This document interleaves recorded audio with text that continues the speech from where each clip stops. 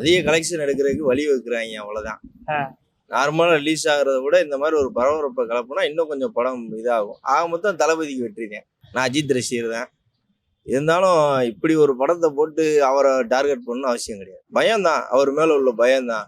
வளர்றாரு, இப்பயே இந்த மாதிரி ஏதாவது பண்ணா நம்மகிட்ட வந்து சரண்டரா வரான்னு பாக்குறாங்க. அதுக்கு வாய்ப்பு கிடையாது.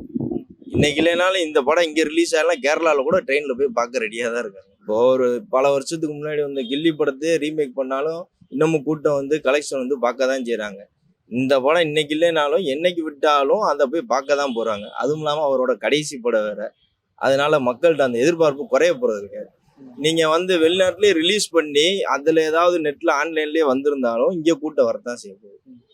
இப்ப இந்த அளவுக்கு விஜயோட படத்தை முடக்குறதுக்கு அரசியல் காரணமா இருக்குங்களா? அதுதான் சார், 100% அதுதான்.